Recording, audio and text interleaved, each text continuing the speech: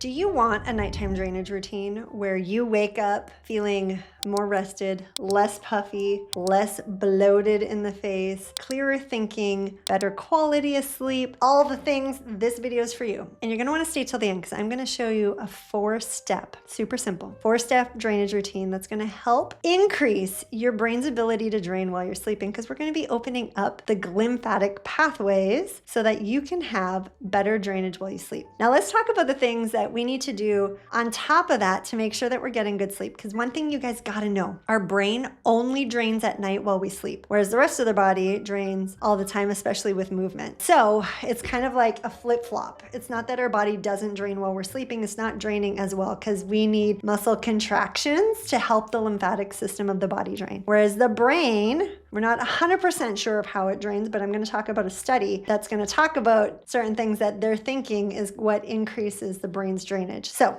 with that being said, the first thing we want to do is we want to look at the timing that we go to sleep. So we want a consistent timing, like a consistent bedtime, because what's going to happen is our body is going to start to wind down around that time, which is great. If we are all over the map, meaning if we're going to bed at 9 and then going to bed at midnight and then 10:30, and our body just doesn't know what to do. So if we can always be a little bit more consistent, like 10, 10:30 kind of thing, maybe even 11, like having an hour swing is a whole lot better than having a 2-3 hour swing. So try and be consistent. The other thing that goes with the consistency that some of you night owls are not going to love to hear is for every hour of sleep we get before midnight, it's equal to 2 hours of sleep post. So what does that mean? Let's say we go to bed at 10 and we get 8 hours of sleep. So we go to bed at 10 and we wake up at 6 and we count 10 and 11 as 4 hours, right? Because it's 2 hours for those two. And then 12, 1, 2, 3, 4, 5. We're technically getting 10 hours of sleep. So you're ultimately like adding more time on. Whereas if you go to bed at midnight and wake up at 8, you're still getting 8 hours of sleep, but it's only 8 hours. Whereas you're getting like double duty on those hours before midnight. It's kind of interesting what research is showing us. So that's something to know. The second thing that I'm going to suggest is making sure that you are monitoring your exposure to blue light. And how I do that is I wear these buttes. Now I don't wear these on video because I can't figure out how to not get the glare, and the glare drives me bonkers. But I do wear these when I am working on my computer as long as I'm not on video. Now, the yellow ones are my daytime ones, meaning from sunrise to sunset, this is what I wear. And from sunset to sunrise,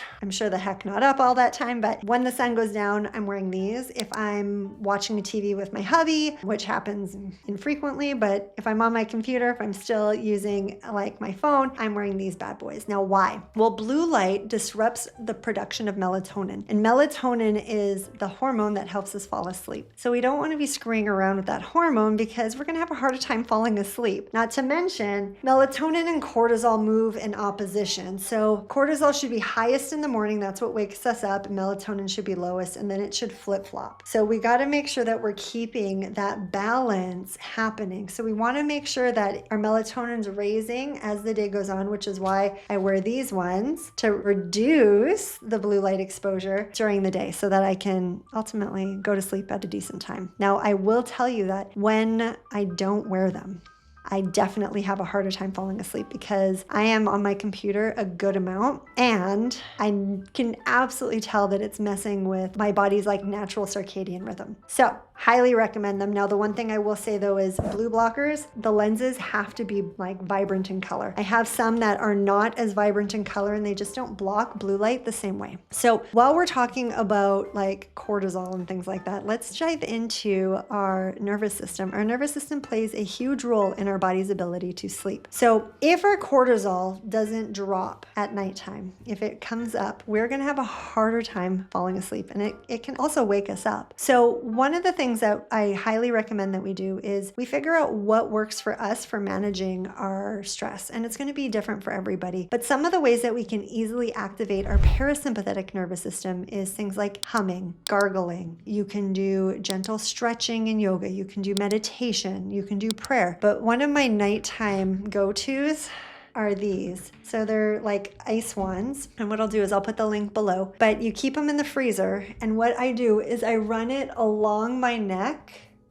right where the vagus nerve runs. And this honestly is so relaxing, so calming, and it is one of my favorite things to do before bed. It literally puts me in a state where I'm like, not to mention, the ice helps lower your body temperature, which is super beneficial for getting a good quality of sleep. So I love these things, and I don't use them every night. I should, because sometimes I'm just like everybody else and I have a million things to do and I don't get to it, but I should, because it makes a huge difference in my sleep. Okay, so lowering cortisol, doing some parasympathetic activities to help stimulate the parasympathetic nervous system is going to be ideal. Now, one of the things that we also want to look at is what can we do to support our sleep hormones? So things like GABA and melatonin naturally. So we already talked about melatonin and how blue light affects the melatonin production. But if we don't have proper neurotransmitters like GABA, which is our calming down neurotransmitter, this is the one that allows us to relax. It allows us to calm down at night. We're going to have a harder time falling asleep and staying asleep. So some of the things that we can take to help support the production of GABA would be things like L-theanine, magnesium. I like magnesium glycinate, B6 vitamins. You can use things like eating and consuming more tryptophan-rich foods, so like pumpkin seeds or turkey are some good examples. Tart cherry juice is a good option. There's a bunch of individuals out there that show their tart cherry juice cocktail at night that they drink. I personally drink a drink, it's called Relax Max. It has L-theanine and magnesium and inositol, and it just tastes so good, and I drink it like half an hour, 45 minutes before I go to bed, and I do find that that helps me unwind and relax. The other thing that I wanted to bring to your guys' attention, I'm just going to pull up this study. So with this study, and I'll put the link below, they found that Zolpidem or Ambien, a sleep medication, reduced norepinephrine waves during deep sleep by half, which resulted in suppressing the cerebral spinal fluid transport, and as a result, diminished brain clearance by about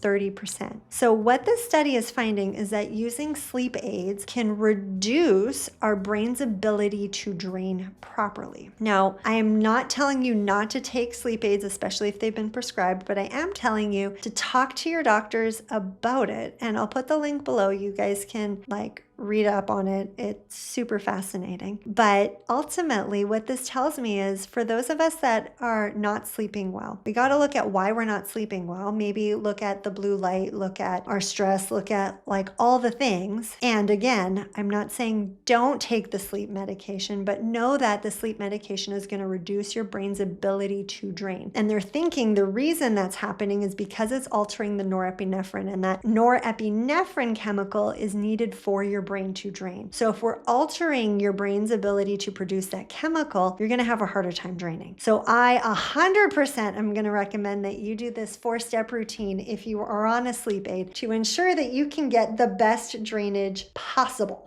All right, and again, this is not medical information. I'm not telling you what to do. I'm just sharing some of the newest information with research, because this was actually February of 2025. So you can definitely look into it and have a conversation with your doctor. All right, so this is the drainage routine that I do after I brush my teeth, and you can do it in the bathroom, or you can do it when you climb into bed. It doesn't matter. You can be laying down, sitting up, standing. It doesn't matter. I personally like doing this part in the beginning, looking in the mirror, because then it allows you to get into a good position and make sure that you're in the right spot. And then I like to finish it up with me laying in bed, which I'll tell you what I do. It makes me fall asleep super duper quick. All right, so we're going to start by clearing our termini. And if you don't know how to find the locations, you can go, and I just did a video on how to find and locate your termini, where not to go, because there's so many people that are showing it in the wrong area. But we're going to clear our termini. This is where all of our lymphatic fluid drains. We're going to be either pumping or rubbing this area anywhere between 10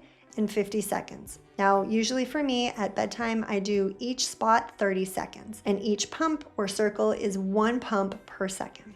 After we do our termini, what I'm going to do is I'm going to go to my tonsillar nodes, and I'm going to do the exact same thing, 10 to 50. Again, I usually do about 30, but if you have a lot of congestion, you might want to do more. And we're just going to open up all of these lymph nodes, the major ones, to allow for better drainage. When you do this, you may actually feel the need to yawn or swallow. That's great. It means you're also stimulating your parasympathetic nervous system, which is needed in order to drain. If we're not in our parasympathetic state, our body doesn't have the capabilities of draining. Now, if you're not yawning or not swallowing, that's okay too. Just keep it up. From here, we're gonna go and we're gonna do our ears. So we're gonna do pre and post auricular. So we're gonna cup our ears and we're just gonna gently move our hands down along our jaw. You may feel your ears open up. And again, it's going to be 10 to 50 of these. I typically do 30. I will also start to close my eyes when I do this because it's just so relaxing.